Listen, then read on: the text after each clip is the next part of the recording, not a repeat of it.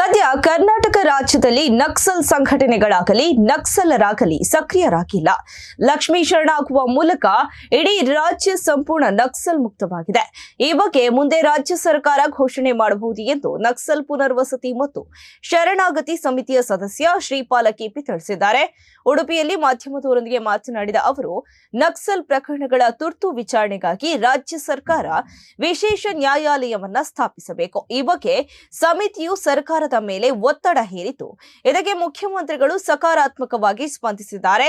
ಈ ಕುರಿತು ರಾಜ್ಯ ಸರ್ಕಾರ, ಪೊಲೀಸ್ ಇಲಾಖೆ ಹಾಗೂ ಸಮಿತಿ ಹೈಕೋರ್ಟ್ಗೆ ಮನವಿ ಸಲ್ಲಿಸಲಿದೆ.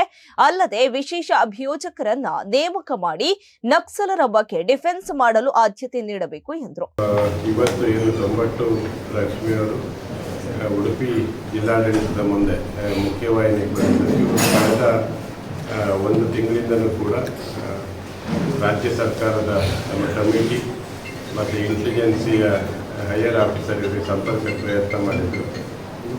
ಕಾರಣಾಂತರಗಳಿಂದ ಸಂಪರ್ಕ ಅವರಿಗೆ ಸಿಕ್ಕಿರಲಿಲ್ಲ. ಯಾಕೆಂದರೆ ಅವರು ಫೋನ್ಗಳ ಬಳಕೆಯನ್ನು ಮಾಡದೇ ಇರೋದ್ರಿಂದ ಮತ್ತು ಅವರು ಆಂಧ್ರದಲ್ಲಿ ಇದ್ದಿದ್ದರಿಂದ ಸಂಪರ್ಕದ ಕೊರತೆ ಆಗಿತ್ತು. ಈಗ ಮೊನ್ನೆ ಏನು 6 ಜನರನ್ನ ಮೊದಲು ಜನವರಿ 8ನೇ ತಾರೀಕು ಕರ್ನಾಟಕದ 6 ಜನ ನಕ್ಸಲರನ್ನ ಮುಖ್ಯವಾಹಿನಿಗೆ ಬಂದು ಅದನ್ನು ಪತ್ರಿಕೆ ಮತ್ತು ಇದು ನೋಡಿದಾಗ ಮತ್ತು ನಮ್ಮಗಳ ಫೋನ್ ನಂಬರ್ಗಳ ಸಂಪರ್ಕ ಸಿಕ್ಕಿವರಿಗೆ ಆನಂತರ ಮಾತನಾಡಿ ಇವತ್ತು ಮುಖ್ಯವಾಹಿನಿ ಬಂದರೆ ಅವರನ್ನು ಸುಮಾರು 2007-8ರಲ್ಲಿ ಇಲ್ಲಿ ಉಡುಪಿ ಜಿಲ್ಲೆಯಲ್ಲಿ ಇರ್ತಕ್ಕಂಥ 3 ಪ್ರಕರಣಗಳಲ್ಲಿ ಅವರು ಮಾವೋವಾದಿ ಸಂಘಟನೆಯ ಸಕ್ರಿಯ ಸದಸ್ಯರಾಗಿ ಪಾಲ್ಗೊಂಡಂಥ 3 ಪ್ರಕರಣಗಳೇನಿತ್ತು.